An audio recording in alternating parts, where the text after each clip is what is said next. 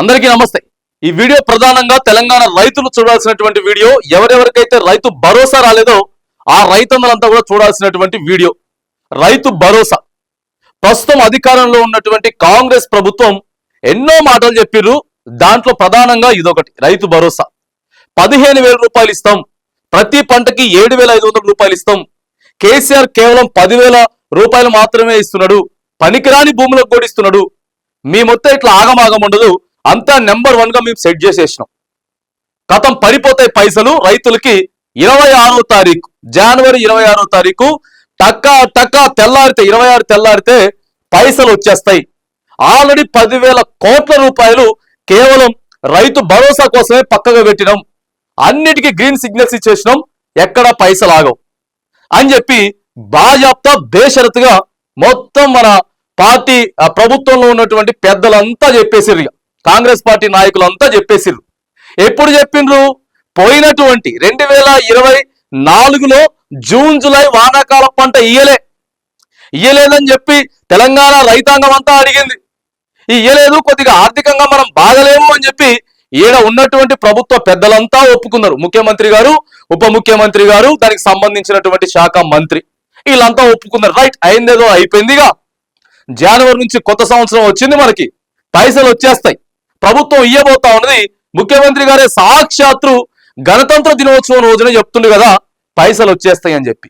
So ఏం జరిగింది? 10,000 కోట్ల రూపాయలు ఎక్కడికి పోయినాయి? ఎంతమందికి వచ్చినాయి? వచ్చిన దాంట్లో ఎంతమందికి సగం సగం పైసలు వచ్చినాయి? ఉన్నటువంటి విస్తీర్ణం కంటే తక్కువ పైసలు వచ్చినాయి। సో ఈ కన్ఫ్యూజ్ అంతా ఎందుకు వచ్చింది? రెవెన్యూ శాఖకి, ఆ తర్వాత ఆర్థిక శాఖకి ఎక్కడ సమన్వయ లోపం వచ్చింది? ఎందుకు రైతులను ఆగం చేస్తున్నారు? రైతు భరోసాలో ఎందుకు గోల్మాలు జరిగినాయి? ఎక్కడ పోయినాయి పైసలన్నీ? ఎందుకు ఇయ్యలేకపోతా ఉన్నారు? 10 రోజుల క్రితమే డిప్యూటీ సీఎం బట్టి విక్రమార్క గారు ఇంకేమున్నది 4 ఎకరాల్లో పైసలు ఇవ్వండి అని చెప్తే ఇంతవరకు ఎందుకు రాలేదు? ఎకరం, 2 ఎకరాలు, 3 ఎకరాల లోపే, అది కూడా జాప్యం చేసుకుంటా, ఉన్న విస్తీర్ణం కంటే తక్కువ పైసలు వేసుకుంటా, ఇదంతా అంటే రైతుని తక్కువ చూపు చూసుకుంటా ఇప్పటి వరకు వచ్చిర్రు। సో ఏం చెప్పిండ్రు?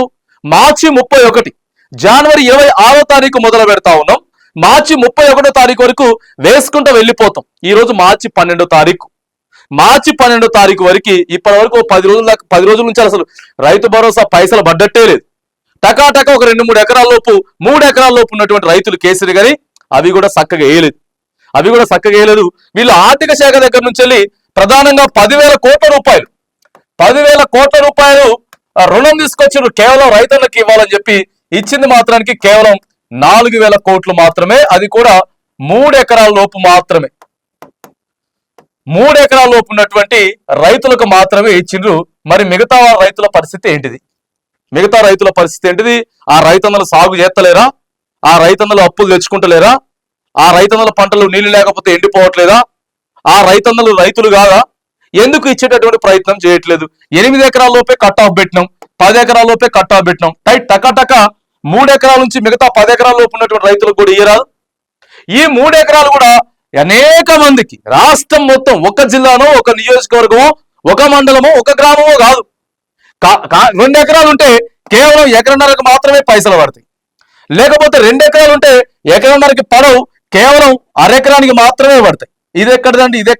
ఇదేంది డ్రామా? సో ఇవన్నీ కూడా మరి ఎక్కడికి పోయినాయి? నిధులు ఎడికి పోయినాయి? 10,000 కోట్ల రూపాయలు రుణం తీసుకొచ్చినాం కదా రైతన్నుల కోసం, ఎందుకు ఇవ్వట్లేదు? ఇప్పటికే రాష్ట్ర వ్యాప్తంగా కూడా రైతన్నులంతా కూడా మాకు రైతు భరోసా రాలేదు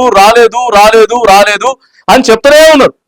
సో చెప్తున్నా కూడా రైతు భరోసా వేసేటటువంటి ప్రయత్నం చేయట్లేదు। మేము 15,000 ఇస్తాం, 15,000 ఇవ్వలేం, కేవలం 12,000 రూపాయలు మాత్రమే ఇస్తాం, పరిస్థితి బాగలేదు అని చెప్పారు కదా, ఆ 12,000 ఇచ్చేటటువంటి ప్రయత్నం కూడా చక్కగా ప్రభుత్వం చేయట్లేదు। ఎందుకు రైతన్నలు అంటే తక్కువ చూపు చూస్తా ఉన్నారు? చిన్న చూపు ఎందుకు చూస్తుంది ప్రభుత్వం అని చెప్పేసి అడుగుతా ఉన్నాం। రైట్, పైసలు లేకపోతే వేరే దాంట్లో కోత పెట్టండి, లేకపోతే వేరే దానికి తగ్గించండి, అంతేగాని ఎదురు చూస్తున్నటువంటి రైతన్నలకి వాళ్ళని ఆగం చేసేటటువంటి ప్రయత్నం ఎందుకు చేస్తా ఉన్నారు? దయచేసి ఇప్పటికైనా సరే రాష్ట్ర ప్రభుత్వం మేల్కొని మనం ఎందుకు వెయిట్ చేస్తా ఉన్నాం? రైతన్నులంతా వెయిట్ చేస్తా ఉన్నారు। అరే అక్కడ ఉండే అగ్రికల్చర్ ఆఫీసర్లు తిరుగుతా ఉన్నారు, ఆఫీసుల చుట్టూ తిరుగుతా ఉన్నారు, బ్యాంకుల చుట్టూ తిరుగుతా ఉన్నారు, ఇది కరెక్ట్ కాదు కదా। మనం పైసలు బాధ్యత ఇస్తామని చెప్పినాం, రైతన్నులతో ఓట్లు వేయించుకున్నాం, ఇవాళ అధికారంలోకి వచ్చినాం, ఆర్థిక పరిస్థితి బాగలేదని చెప్పి ఒక పంట ఇవ్వలేదు. మరి ఇచ్చేటటువంటి పంట అయినా సరే సక్రమంగా ఇవ్వకపోతే అది ఎంతవరకు కరెక్ట్ అవుతుంది అని చెప్పేసి అడుగుతా ఉన్నాం. షావుకారుల దగ్గర పోతూ అందరి దగ్గర రైతుల దగ్గర పైసలు ఉండవు. ఏదో ఆ పంట పెట్టుబడి ఏదో నడిపించుకుంటూ పోతా ఉంటారు తప్ప ఇంత ఆగమాగం ఉంటుందా? షావుకారుల దగ్గరికి పెద్ద పెద్దోళ్ళ దగ్గరికి పోయి ప్రాంప్స్ మీద సంతకాలు పెట్టించుకొని ఇలా పైసలు తెచ్చుకుంటా ఉన్నారు, 10,000 20,000 తెచ్చుకొని. సో అయ్యా మరి మాకు పంట అయిపోయిన తర్వాత పెట్టుబడి చేతికి వచ్చిన తర్వాత మీకు ఇచ్చేటట్టు ప్రయత్నం చేస్తా ఉన్నాం అని చెప్పి ఎంతమంది రైతులు ఇట్లా అప్పులు తీసుకోవట్లేదు చెప్పండి. సో దాన్ని ఉద్దేశించి దాన్ని పరిగణలోకి తీసుకునే కదా రైతు భరోసా ఆసరగా ఉందాం, రైతు బంధు ఆసరగా ఉందాం అని చెప్పి ఒక పథకాన్ని పెట్టుకుంటే ఆ పథకాన్ని భ్రష్టు పట్టించేటటువంటి ప్రయత్నం చేస్తా ఉంది ప్రస్తుతం ప్రభుత్వం.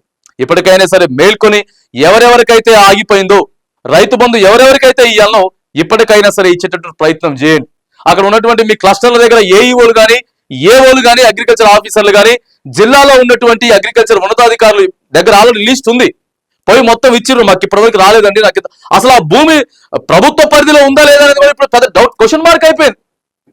అంతే కదా, రైతు భరోసా రాలేదు అంటే ఎందుకు రాలేదు, ఎందుకు రాలేదు, ప్రభుత్వం లెక్కలో ఉందా లేదా? ఇప్పుడేమో వీళ్ళు భూమాత పోర్టల్ తీసుకొస్తామని చెప్పినప్పుడు ధరనుంది, దాంట్లోంచి దీంట్లోకి మారేటప్పుడు ఏమన్నా ఇవన్నీ ఉన్నాయా? ఏం జరుగుతా ఉందని చెప్పేసి రైతులు కొంత కన్ఫ్యూజన్ లో ఉన్నారు. రాష్ట్ర ప్రభుత్వం ఒక క్లారిటీ ఇవ్వాల్సినటువంటి అవసరం అయితే ఉంది. ఇగో బాజాప్తా ఎవరి సర్వే నెంబర్ ఎక్కడ ఉన్నది, ఎందుకు రైతు భరోసా రాలేదు, దేనికోసం రాలేదు, ఎందుకోసం ఆగిపోయింది అనేది ప్రతిదీ కూడా ప్రభుత్వం రైతులకు ఒక క్లారిటీ ఇవ్వాలి. రైతు భరోసా ఎవరెవరికైతే రాలేదు, విస్తీర్ణం ఎక్కువగా ఉండి ఎవరెవరికైతే తక్కువ వచ్చిందో, ఎవరెవరైతే దరఖాస్తులు పెట్టుకుంటా ఉన్నారో ఇగో మాకు ఇంతవరకు రాలేదు లేకపోతే ఉన్నదానికంటే తక్కువ వచ్చిందని చెప్పి ఎవరెవరైతే రైతన్నలు అడుగుతా ఉన్నారో, ప్రభుత్వాన్ని మొరపెట్టుకుంటా ఉన్నారో, ఇగో రైతులను ఉద్దేశించి రైతుల వాళ్ళ పరిగణలోకి తీసుకొని వాళ్ళ సమస్యలను కూడా పరిగణలోకి తీసుకొని రాష్ట్ర ప్రభుత్వం ఖచ్చితంగా రైతులకు న్యాయం చేయాలని చెప్పేసి కూడా మనం డిమాండ్ చేస్తా ఉన్నాం.